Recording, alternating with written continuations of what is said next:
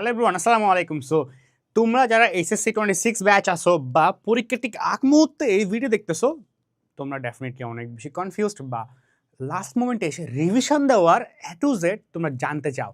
So এই জন্য আজকের টপিকটা কি, সিলেবাস শেষ। অনেকে আসো সিলেবাস শেষ, কমপ্লিট, ডান ভাইয়া, কিন্তু কিভাবে স্মার্ট রিভিশন করলে বোর্ড এক্সামে টপ মার্কস আসবে এটা তোমরা অনেকেই হয়তো জানো না, বা ওই ব্রেকডাউনটা একটু কনফিউজড। সো আজকের এই গাইডলাইনে, আজকের এই ভিডিওতে আমরা তার সবটুকু জানবো এবং হোপফুলি শেষ পর্যন্ত দেখলে তুমি অনেক বেনিফিটেড হবা। ওকে, সো প্রথম একদম স্টেপ টু স্টেপ যাই, স্টেপ বাই স্টেপ যাই। প্রথম স্টেপে যাই, প্রথমটা হলো সেট দ্য ডেট লাইন্স। এই দেখো, যখন তুমি বলতেছো যেটা ভাইয়া আমার সবগুলা সাবজেক্টস পড়া শেষ, এখন আমার রিভিশন দেওয়া লাগবে, সো তখন তোমার দেখবা যে না ওকে ফাইন, রিভিশন দেওয়ার জন্য আমার হাতে এই মুহূর্তে কত মাস সময় আছে, কত দিন সময় আছে। আমি বলি দিন কাউন্ট করো, মাস কাউন্ট করাচ্ছে। কারণ মাস কাউন্ট করলে যেটা হয় যে 1 মাস 2 মাস একটু দেখতে মানে বিষয়টা অনেক কম কম মনে হয়, বা একটু সিরিয়াসনেস কম আসে।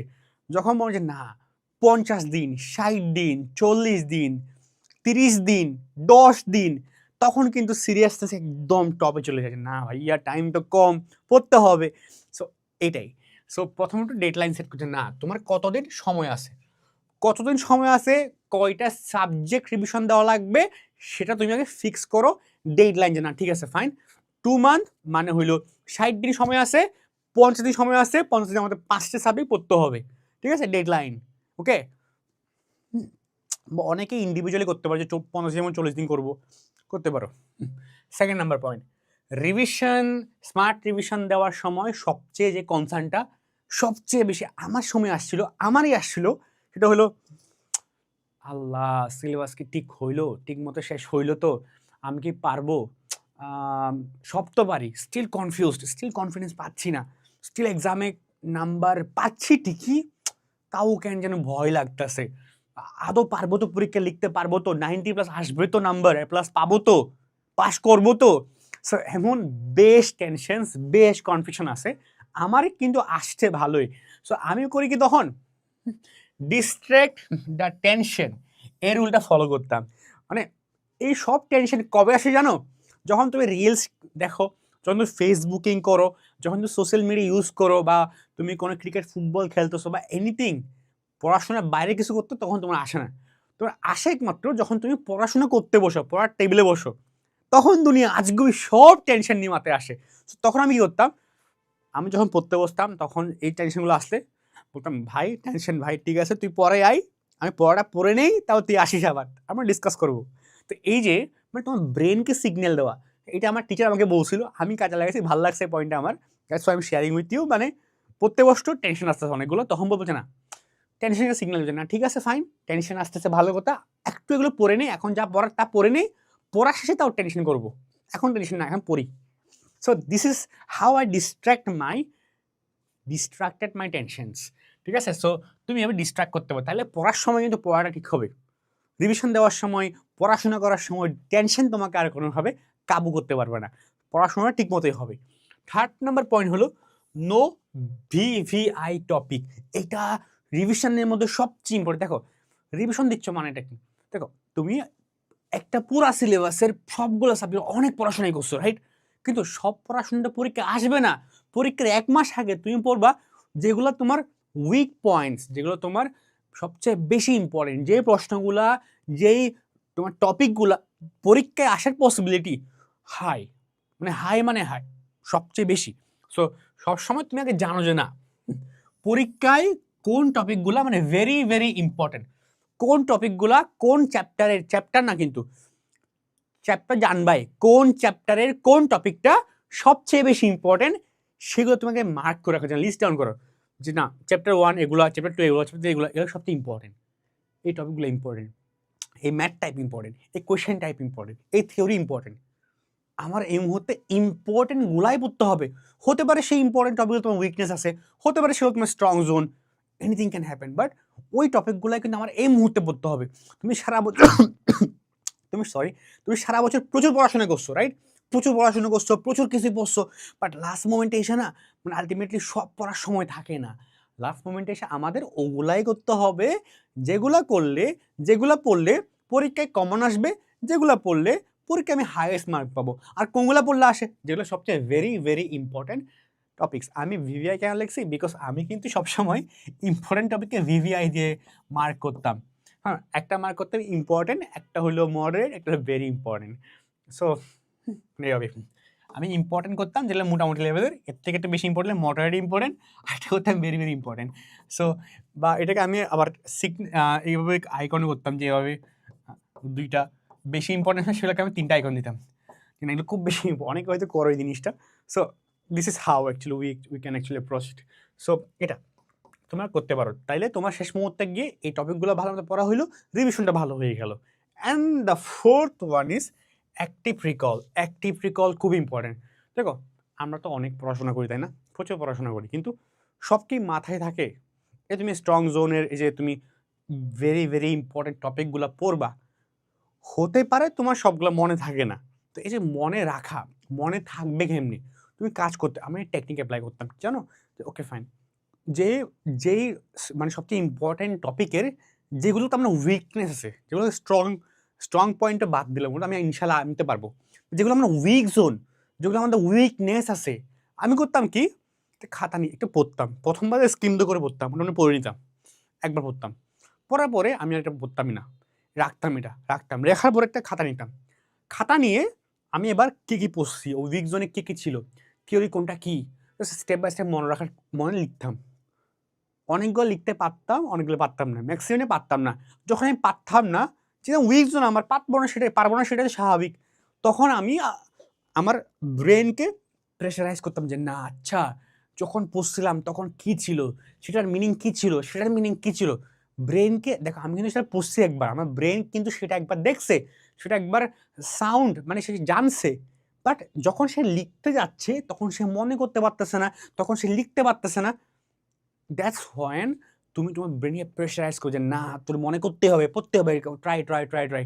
তখন যখন তোমার ব্রেন প্রেশারটা ফিল করতেছে, তখনই তোমার ব্রেন অ্যাকচুয়ালি ট্রাই করছে না আচ্ছা এখন তো পালাবার কোনো ওয়ে নাই, আচ্ছা ঠিক আছে ভাইয়া কী বলছো একটু মনে করে আমিও। তখন তোমার ব্রেন আস্তে আস্তে তোমার মেমোরাইজেশনটাকে স্ট্রং করে, তখন থেকে তুমি যা পড়বো মোটামুটি মুখস্থ হওয়ার ট্রাই করে, মুখস্থ হয়ে যায়, কারণ তোমার ব্রেন তো বেশি প্রেশার নিতে চায় না। ঠিক আছে, যখন প্রেশার দিচ্ছ তখন মুখস্থ করে ফেলে। ঠিক আছে, বিষয়টা এমনই। সো তখন তুমি কী করতেছো, খাতায় যখন লিখতেছো তখন আরামসে তুমি বিষয়টা মাথায় চলে আসতেছে, লিখেও হয়ে যাচ্ছে, আবার রিভিশন দিবা, পড়বা। This is how active recall work. তো অ্যাক্টিভ রিকল করতে পারো যখন তোমাদের কোনো উইক পয়েন্টস, উইক এরিয়া মনে থাকে না। মনে না থাকলে খাতা নিয়ে লিখে এটাকে প্রেশার দিয়ে ব্রেনকে ট্রাই করতে পারো, অনেক হেল্পফুল। ট্রাই করে দেখো, আর ট্রাই করে কমেন্টে জানাও যে না আসলে হেল্পফুল তোমার জন্য হয়েছে কি না। ঠিক আছে, and the fifth point is revise the mostly appeared topic. আবার সেম পয়েন্টটা আসছে। দেখো তুমি যখন অ্যাকচুয়ালি কী করবা, তুমি বোর্ড কোয়েশ্চেন, আমি সবসময় একটা কথা বলি, তুমি যারা আমার ক্লাস করছো বা যারা প্রিভিয়াস গাইডলাইনগুলো দেখছো তারা একটা বিষয় খুব ভালো মতো জানো। আমি সবসময় বলি লাস্ট মোমেন্টে এসে কখনো নতুন কিছু তুমি শিখতে যাবে না, তেমনি আজ এরা কলেজের এক্সাম, বিভিন্ন ফেমাস কলেজ এক্সাম কোয়েশ্চেনগুলো প্র্যাকটিস করার দরকার নাই। লাস্ট মোমেন্টে এসে খুব বেশি পড়তে হবে সেটা হলো বোর্ড কোয়েশ্চেন। প্রিভিয়াস 2-3 ইয়ার্সের যত বোর্ডে যত কোয়েশ্চেন করছে আমি সবগুলা পড়বো। আমি বোর্ড কোয়েশ্চেন প্র্যাকটিস করবো। যখন বোর্ড কোয়েশ্চেন প্র্যাকটিস করবা, পড়বা, শিখবা, জানবা, দেখবা, তখন তুমি করবা, দেখবা কি কোনগুলা টপিকগুলা থেকে কোয়েশ্চেন সবচেয়ে বেশি আসছে, মোস্টলি অ্যাপিয়ার টপিক কোনগুলা, মোস্টলি অ্যাপিয়ার কোয়েশ্চেন টাইপ কোনগুলা, মোস্টলি অ্যাপিয়ার তোমার থিওরি টাইপ কোনগুলা, তুমি তোমার জেনে যাবা, ওগুলাই তোমার পড়তে হবে। লাস্ট মোমেন্টে এসে কি, লাস্ট মোমেন্টে এসে রিভিশন দেওয়া মানে কি, রিভিশন দেওয়া মানে হলো বোর্ডে আসা। দেখো বোর্ড যখন কোয়েশ্চেন করে, বোর্ড কিন্তু কোয়েশ্চেন ফেল করানোর জন্য করে না, বোর্ড কোয়েশ্চেন করে সবাইকে পাস করানোর জন্য। ঠিক আছে, এটা মাথায় রাখবা, কিন্তু অ্যাডমিশনের মধ্যে বোর্ড কোয়েশ্চেন করে না, কিন্তু বোর্ড কোয়েশ্চেন ইজি করে। So board question preparation revision করতে হয় এমনি। বোর্ড কোয়েশ্চেন আসে ওগুলো জানো, বোর্ড কোয়েশ্চেনে আসে ইজি কোয়েশ্চেনগুলো, তাহলে তোমার পড়তে হবে ওগুলো যেগুলো বারবার ধরে আসে, ভেরি ইম্পর্টেন্ট টপিক, সেগুলো পড়তে হবে। উইক জোন এগুলো সেগুলো পড়তে হবে। এখন তুমি নতুন নতুন টপিক নিয়ে আসা যেগুলো জীবনও আসে না ধরে নিয়ে, এখন সেগুলো অনেক তুমি টেনশন করতেছো, সেগুলো তুমি প্যারা খাইয়া পুরাই আওলাই গেছো, হয়ে গেল জিনিসটা পুরো হট। সো দরকার নাই এই মুহূর্তে, বোর্ড কোয়েশ্চেন, এই মুহূর্তে উইক জোনে ফোকাস, এই মুহূর্তে স্ট্রং জোনে শার্প করা, এটাই কাম। করতে হলে কি লাগবে, তোমার মোস্টলি অ্যাপিয়ার টপিকগুলোকে সিলেক্ট করা লাগবে, যা লাগবে। যখন বোর্ড কোয়েশ্চেন পড়বা তখন তুমি অটোমেটিক্যালি সেগুলো পেয়ে যাবা, আর সেগুলো তুমি বারবার ধরে প্র্যাকটিস করো, রিভাইজ করবা, ভাইয়ার ক্লাস তো আছে।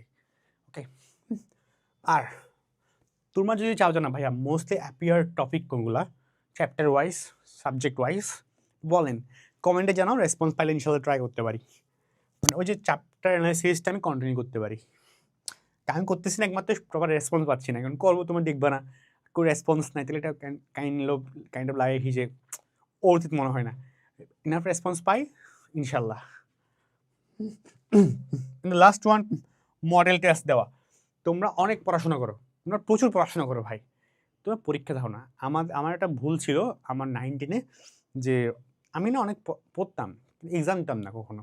তো যেটা হইতো, আমি যখন ইয়ারলি এক্সামে গেলাম, আমি যে ধাক্কাটা হইলাম যে আমি অনেক পারি, কিন্তু পরীক্ষা দেওয়ার কারণে আমি যে পারি সেটা আসলে কতটুকু পারা, সেটা আসলে এক্সাম সাথে রেলিভেন্ট কিনা, এক্সামকে ফাইট করতে পারবে কিনা এক্সামে বসে, এমন কোয়েশ্চেন পড়তেছে কিনা, আমি সেটাই অনেক কনফিউজ ছিলাম। মানে পরীক্ষা হলে গিয়ে ধাক্কা খেলাম একটা, ঠিক আছে। তো এক্সাম দাও, বেশি বেশি এক্সাম দাও, এক্সাম দিলে ভয়টা কমে, কনফিডেন্সটা বাড়ে, আরে পারবো ইনশাল্লাহ, এই মাইন্ডসেটটা বিল্ড আপ হয়, রাইট। সো তুমি এটা করতে পারো। আর তুমি যদি চাও না ভাইয়া কীভাবে কনফিডেন্স বাড়াবো, কমেন্টে জানাও, ভিডিও লাগলে ইনশাল্লাহ নেক্সট ভিডিও আমরা এটা করতে পারি, ঠিক আছে। অ্যান্ড দ্য এক্সাম দেওয়ার পর lastly revise the mistakes. Exam দিলে অনেকগুলো মিস্টেক বের হয়, ওই মিস্টেকগুলো তুমি রিভাইজ করবা। And the finally weak topics থাকে, দেখো কেউ কখনো 100 হয়ে পরীক্ষায় যায় না, প্রত্যেকে উইক জোন আছে, তোমারও আছে, আমারও ছিল, তোমারও আছে, থাকবে। কেউ কখনো ফুললি একদম বস হয়ে কেউ যাইতে পারে না, 100 কেউ হইতে পারে না, সায়েন্সেও না, আর্টসেও না, কমার্সেও না, মাথায় রেখো। এখানে কেউ মানে আমরা কেউ অ্যাকচুয়ালি রোবটের মধ্যে কাম করি না, উই আর হিউম্যান। আমরা ভুলতে পারি, ভুলে যেতে পারি, it's too normal for us, ঠিক আছে। তো তোমার কিন্তু 100 হবে না, মানে অক্ষর তোমার মুখস্থ হবে, বিষয়টা এমন না।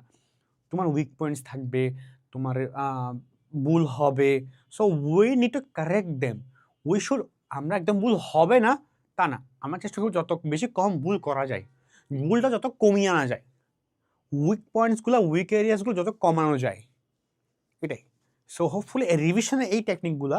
এবং দ্য লাস্ট পয়েন্ট কি জানো, লাস্ট পয়েন্টে এত কথা মিন হইলো, শেষ মুহূর্তে এসে প্লিজ বোর্ড কোয়েশ্চেন পড়ো, বোর্ড কোয়েশ্চেন রিভিশন, বাংলা, ইংরেজি, আইসিটি, গণিত, বিজ্ঞান, কি বলে হিসাব বিজ্ঞান, ফাইন্যান্স, ব্যাংকিং, গণিত তোমার নাই, বাই দ্য ওয়ে, এএসসিতে গণিত নাই।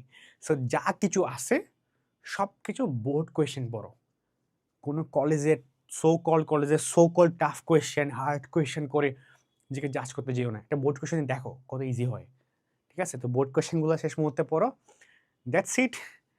আর কোনো ভিডিও লাগলে কমেন্টে জানাও। আজকে এই পর্যন্ত, দেখা হচ্ছে পরবর্তী ভিডিওতে। আল্লাহ হাফেজ, আসসালামু আলাইকুম।